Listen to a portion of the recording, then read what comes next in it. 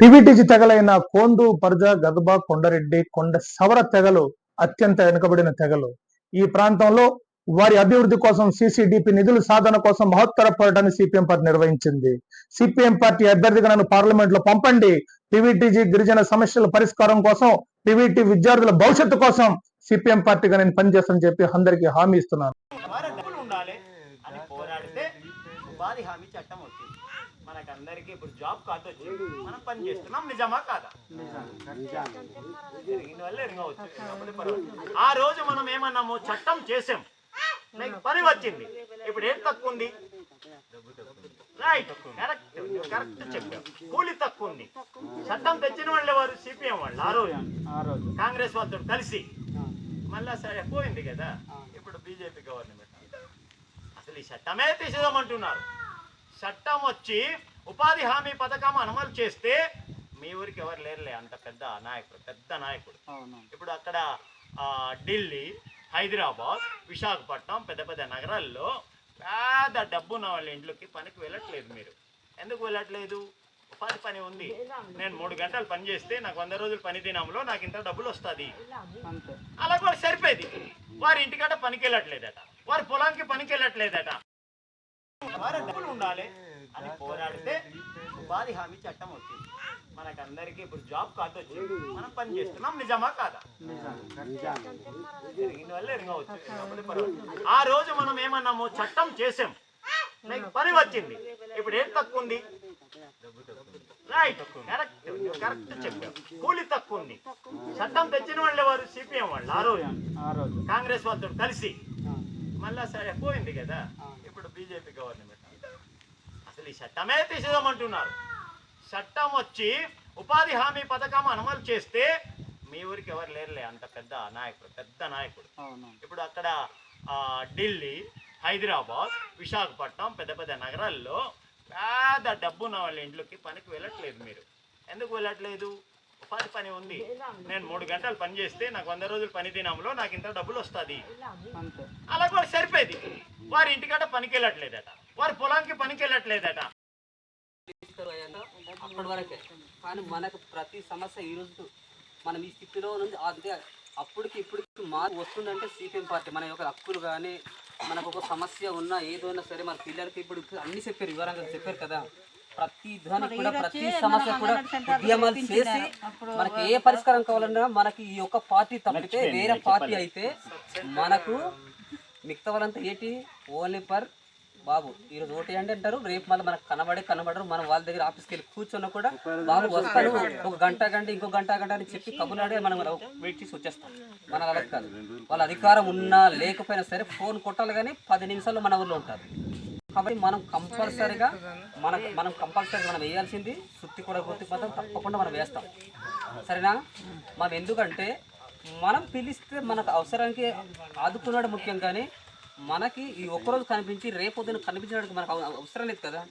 మనకి ఎప్పుడు సమస్య ఉన్నా, సపోజ్ మనం ఈరోజు మొక్కలు నాటే మనకు ఉదాహరణకు మన గిరిజనులకి చట్టాలు కావాలన్నా, ఇప్పుడైతే కొండ పట్టాలు కావాలన్నా, ఓ రైతుకి మనకు రోడ్డు కావాలన్నా, ఒక ఇల్లు కావాలన్నా, ఇప్పుడు లేకపోతే ఉద్యోగాలు చేస్తున్న జీతం తక్కువ, జీతం పెరగాలన్నా, ఏమి కావాలన్నా సరే ఉద్యమాలు చేసి పోరాడి ఇక్కడ నుంచి దేశం మొత్తం చర్యలు చేసి అన్ని విధాలుగా పోరాటం చేసే పార్టీ ఒకే ఒక సిపిఎం పార్టీ. మళ్ళీ వేరే పార్టీలు అందరూ వాళ్ళు ఏం చేస్తారు, మాటకి గెలుచుకుంటారు, తర్వాత గెలిచిన తర్వాత మనం చెప్పిందంతా మర్చిపోతారు. వీళ్ళ కాదు, ఈరోజు చెప్పింది రేపు కూడా మనం గుర్తు చేస్తూనే ఉంటారు, వాళ్ళ పని చేసి పెడుతూనే ఉంటారు. కాబట్టి దయచేసి ఇంకా చెప్పాలంటే బోల్డ్ ఉన్నాయి ఇంకా. కాబట్టి నేను కూడా తక్కువ సమయం చెప్పేసి మీ అందరు ముగిస్తూ ఉన్నాను. మనం తర్వాత మాట్లాడుకుందాం. మన ప్రతి ఒక్కరు కూడా వాళ్ళు కూడా, ఎందుకంటే మన ఒక్కవరే కాదు, మన 13 మండలం మొత్తం అంటే 6 మండలం మొత్తం తిరగాలి. కాబట్టి సమయం తక్కువ ఉంది, ఇంకా వారం రోజులు ఉంది. కాబట్టి వాళ్ళు కూడా వేలాది గ్రామాలకు వెళ్ళి వాళ్ళు పరిచయం చేసుకోవాలా. కాబట్టి నేను కూడా ఈ అవకాశం ఇచ్చినట్టు ప్రతి ఒక్కరు పేరు తెలియజేస్తారు అప్పటి వరకే. కానీ మనకు ప్రతి సమస్య ఈరోజు మనం ఈ స్థితిలో నుంచి అంటే అప్పటికి ఇప్పటికి మార్పు వస్తుందంటే సిపిఎం పార్టీ మన యొక్క హక్కులు కానీ, మనకు ఒక సమస్య ఉన్నా ఏదైనా సరే మన పిల్లలకి ఇప్పుడు అన్ని చెప్పారు, వివరంగా చెప్పారు కదా. ప్రతి దానికి కూడా ప్రతి సమస్య కూడా ఉద్యమాలు చేసి మనకి ఏ పరిష్కారం కావాలన్నా మనకి ఈ యొక్క పార్టీ తప్పితే వేరే పార్టీ అయితే మనకు మిగతా వాళ్ళంతా ఏంటి ఓన్లీ పర్ బాబు ఈరోజు ఓటు వేయండి అంటారు, రేపు మళ్ళీ మనకు కనబడరు. మనం వాళ్ళ దగ్గర ఆఫీస్కి వెళ్ళి కూర్చున్నా కూడా బాబు వస్తారు, ఒక గంట ఇంకో గంట అని చెప్పి కబుర్లాడి మనం వెయిట్ చేసి వచ్చేస్తాం. మన వాళ్ళకి కాదు, వాళ్ళ అధికారం ఉన్నా లేకపోయినా సరే ఫోన్ కొట్టాలి కానీ 10 నిమిషాల్లో మన ఊళ్ళో ఉంటారు.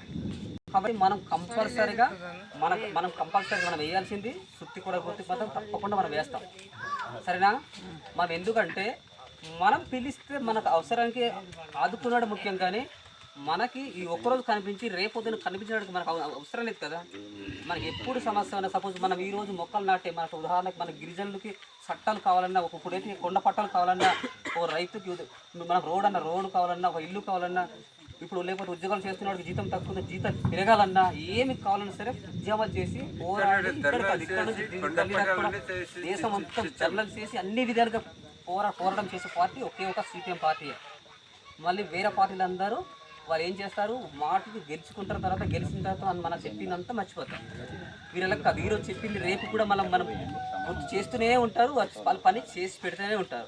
కాబట్టి దయచేసి ఇంకా చెప్పాలంటే బోల్డ్ ఉన్నాయి ఇంకా. కాబట్టి నేను కూడా తక్కువ సమయం చెప్పేసి మీ అందరు ముగిస్తూ ఉన్నాను. మనం తర్వాత మాట్లాడుకుందాం. మన ప్రతి ఒక్కరు కూడా వాళ్ళు కూడా, ఎందుకంటే మన ఒక్కవరే కాదు, మన 11 మండలం మొత్తం అంటే 6 మండలం మొత్తం తిరగాలి. కాబట్టి సమయం తక్కువ ఉంది, ఇంకా వారం రోజులు ఉంది. కాబట్టి వాళ్ళు కూడా వేలాది గ్రామాలకు వెళ్ళి వాళ్ళు భజన చేసుకోవాలా. కాబట్టి నేను కూడా ఈ అవకాశం ఇచ్చినట్టు ప్రతి ఒక్కరు పేరు తెలియజేస్తాను. చుక్క గుర్తుకే మన ఓటు, చుక్క గుర్తుకే మన ఓటు.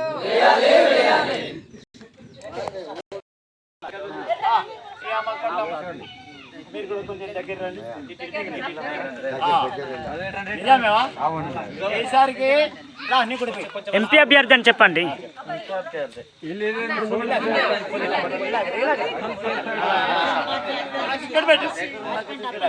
మన ఓట్లు మన ఓట్లు, కొడవలి నక్షత్రం గుర్తుకే మన ఓట్లు, కొడవలి నక్షత్రం గుర్తుకే మన ఓట్లు వేస్తాం. కొడవలి నక్షత్రం గుర్తుకే మన ఓట్లు.